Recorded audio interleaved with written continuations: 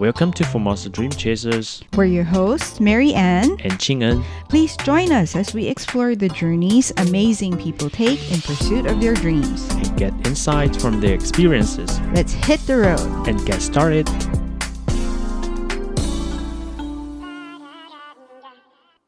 Hello, welcome again to the show. In the previous episodes, Taiwanese video journalist and news producer Jonah Khu shared his insights on Taiwan's media landscape and his experiences working with foreign media on the ground. In this final part of our conversation, Jonah talks about the latest developments in foreign media in Taiwan and, towards the end, offers valuable advice for aspiring journalists. A lot of my foreign journalist friends, they left Taiwan this year or last year.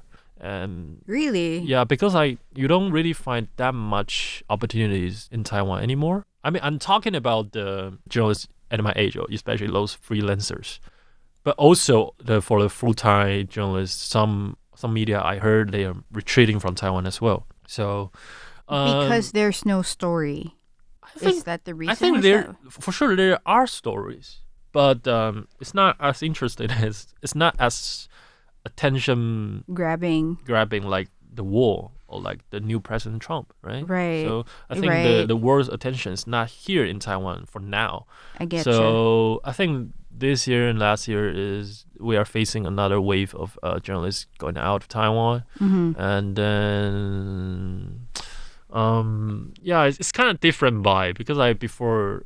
Like 2 years ago, people were like just like talking about Taiwan so much. But like as a Taiwanese person, it's kind of sad, like because like you see people laugh because like they see no stress anymore. But like I thought Taiwan has more stories. Taiwan has like cultural stories. He's actually interested. It's just not a conflict. Also, the history is interesting too. So, So like journalists live in Taiwan, not all of them, but like just. Recently, I don't know when this trend will come back. Maybe like after China goes wild again, like the cross-strait relations will kind of get intense. But like that's news, right? So the news is just like go after where the things happen. So it's also a good thing, which means like Taiwan is not so threatened, or like maybe the war is not so. Imminent, like it's gonna happen soon. So I think there's pros and cons. So, but you see the changes within years, I guess. Yeah. Okay. And what are your plans for the organization in the future? I think to do whatever we are doing now is important because I think, just like I mentioned, Japan, Singapore, Hong Kong, they have a very intact community. They have a mature community for international media to come over and get what it needs, like get the stories out. I think Taiwan, if we can have this kind of environment, it'll be easier for Taiwan in the future to get our stories out and to get our stories known by the world. So I think what we are doing now is like we have those events. That's the first thing. And secondly, we have this open sheet in our group chat. If you're a journalist, please, we welcome you to join to find this open sheet that we share. We kind of open sources our pay rate from different international media. We share our experience and we make sure that all the people know if they were treated fairly. And we are also doing this, trying to figure out this fixer guideline. Like we are trying to write down this guideline to make sure that whenever journalists coming over to Taiwan, they know how to, even just like how to code Taiwan. Some international media were kind of confused. Like, should I call this a Taiwan province? Should I call it a Chinese Taipei? Should I call it a Taiwan, Republic China? There's so many different ways of calling Taiwan. I know it's confusing, so I think we can find a way to describe why this name exists, why that name is called. So we're not trying to manipulate different media's, coverage or how they tell their story, but we want to provide information because all this information are not so easily grabbed by everyone, right? So I think this fixer guideline and the events we're doing and then the open sheet are the main things that we're trying to do, and also connect the local media to the international media folks, so the local media can get to know that because the Taiwanese media used to not so it's not so close to the international media because like we have this weird, how do I say, weird vibe according to foreign media that local media kind of worship foreign media. Like for example, my friend from another famous media reported something in Taiwan before about like I remember that was an earthquake, and then there was this local media company just like reporting the famous. It's not the famous, but for example, maybe BBC. They were just like BBC journalists covered this, blah blah blah, quoted. So like they are not covering the earthquake itself. They are covering another media covering the news. So I don't know. It's just like it's kind of weird because like you're a news media company. Yeah. You're supposed to cover this news instead of like saying, oh, there's another foreign media covering this news, so this is an important news. You don't need to use other media as an endorsement to say this news is important. You should just deliver the news. But like this kind of thing happens kind of from time to time and kind of I say yeah. So it happens. So I think connecting local media to the international media can get them both to know that actually we're not so different, and local media, Taiwanese media, can be as good. I think a lot of the Taiwanese journalists are actually very outstanding as well, and they can deliver very good stories. But just the environment of Taiwan don't pay enough respect to this industry, and I hope that if more Taiwanese media get to know the international media workflow and they get to know more about the content of how international media work, maybe they'll get inspiration and maybe they will know that what they do matters. I really like that. I share the same hope as well that the work that the Taiwanese journalists do here also get the respect that perhaps is not as prevalent in Taiwan right now. Okay. Well, now that you've shared your plans for the organization, we're going to move a little bit into... Because here at Formosa Dream Chasers, we always ask our guests to give advice to, say, people who are also still in search or are looking for their path in life. And so now that you've worked in journalism, how do you think working with media has influenced or impacted your life and changed your perspective on Taiwan or the world? Honestly, the way that I view the world changed a lot. It's not just because I work for foreign media. I think it's mainly because I am more aware of who I am and aware of how being a Taiwanese can matter so much as a journalist. I would love to share a thing that we were just talking before the recording, that some Taiwanese university students will come over to me because we have this event and group chat, right? Some of the Taiwanese like journalism school students, they will come over to me and ask something like, hi Jonah, I would love to work for foreign media just like you, and can you give me some advices? And I only want to work for foreign media.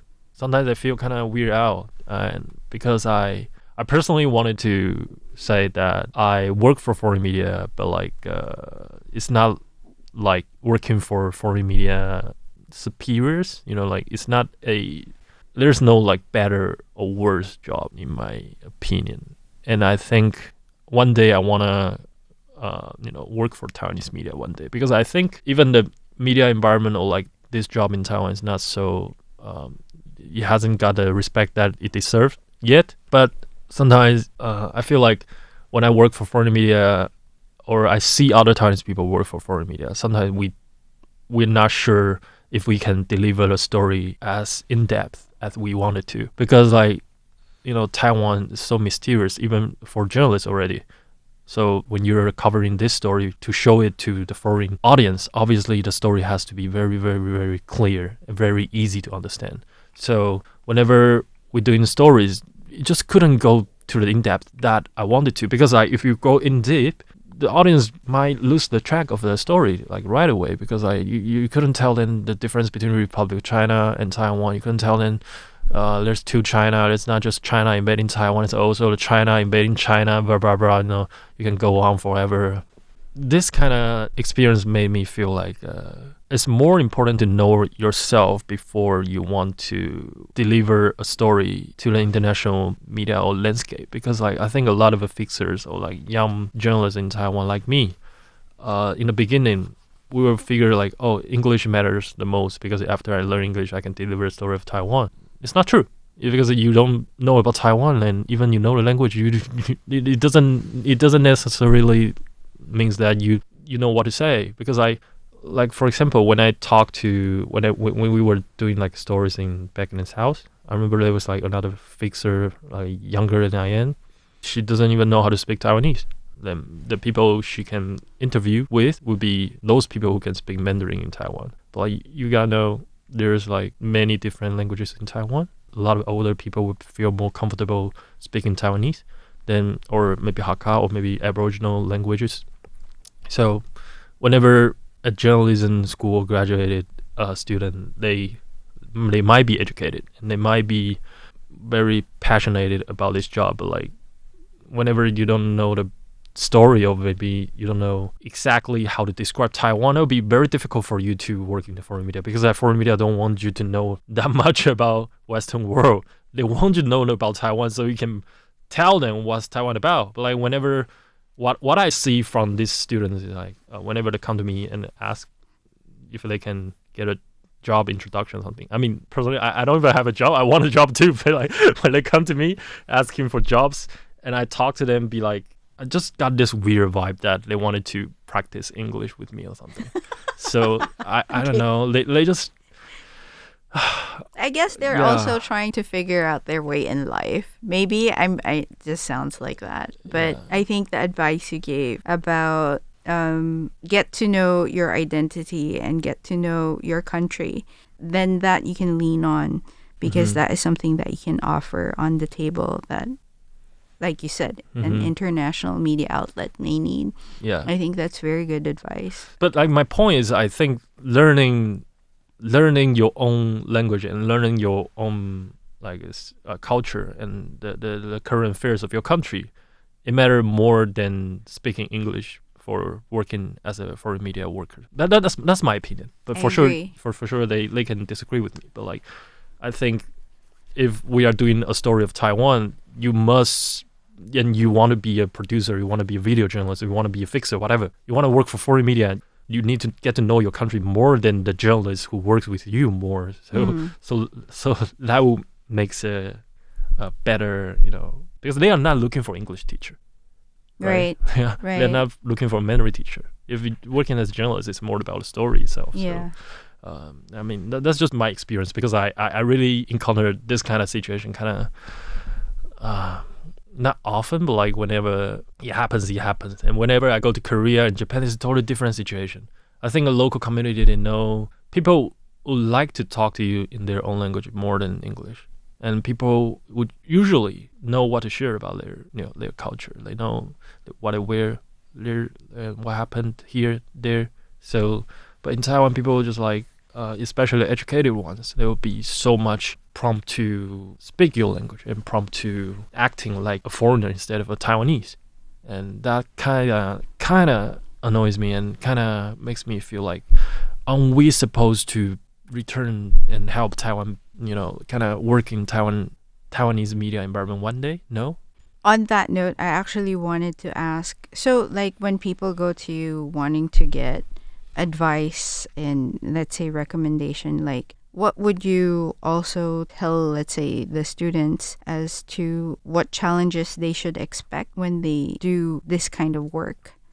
I think I'm personally learning as well. Okay. I'm quite new to this industry as well. So right. I wouldn't say I would give them advices, because Okay. like whenever people come to me and ask for jobs, I was very surprised as well, because I wasn't expecting myself to be someone can provide jobs to people, but like people still ask me. Right. And advices, I would say I try to prepare myself as thorough as possible whenever I work with foreign media, because I think Taiwan is a really complicated story that not all the foreign media have all the time to research about Taiwan. So we are the bridge. We are the quick learning kit for these journalists. Whenever they come to Taiwan, they talk to us. Then they get to know Taiwan fast.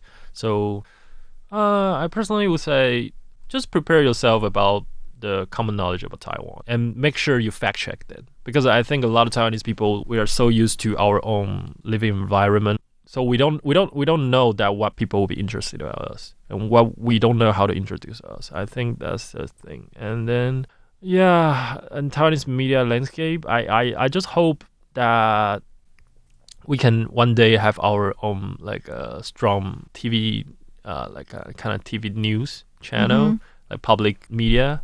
Okay. So one day we'll have some media like BBC, NHK, or KBS, which can be a media that makes sure that we have the Taiwanese voice, local voice in the international community. Because I think the English outlets or people like us, Taiwanese people who work for the Western foreign media matters, is because we can make sure that the local voices or local angles can be told in the international community. So I think I really hope that Taiwanese media, we can grow up to a point that we have our own public media, or maybe strong enough and a decent brand of media that people all want to work there and people will be proud of. Before we wrap up, is there anything else you would like to add? Thank you, Mary, for having me today. Because I forgot to say that I was quite nervous in the beginning, and then now I feel quite better now. But Okay. because we interview people where I don't really get to be interviewed all the time, right? So Putting you on the spot. yeah. So I now understand how suffering they were when I interview people. But I see. yeah, That's karma. yeah. But No. I think Taiwan as a new international media hub is not easy to understand for sure. But I hope all the journalists who come over to Taiwan can get to know that we have more than just China stories and world story. Of course, it matters. But like Taiwan is a developed economy. Taiwan is a developed East Asian democracy, which is kind of rare in East Asia, because Taiwan, Korea, and maybe Japan, there's like very few democracies in East Asia. If you just take a closer look at it. Actually, I think whenever you come to Taiwan, you can see so many different cultures, different stories of our histories and languages, and how this whole culture is kind of a combination of Japan and China and the Aboriginals. So feel free to dive in. So I hope more and more foreign journalists will come over and know that this is a place not just number 2 China or somewhere. If you couldn't do China's story and it retreated to, because it's got its own voices, it's got its own stories. So I hope that would kind of inspire people to be interested in covering Taiwan stories more. Thank you so much, Jonah, for your time, for sharing us your experiences and your perspective. I learned a lot today, and so really appreciate you giving us all of this information and for sharing your own deep experience and thoughts. So thank you once again. Thank you. Thank you, Mary.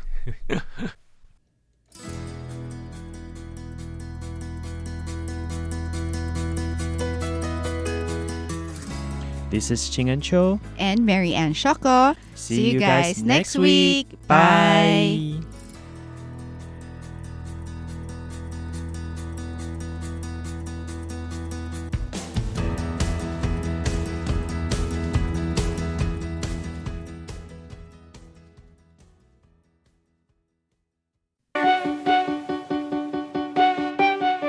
You're tuning in to Radio Taiwan International, Taiwan's national broadcaster.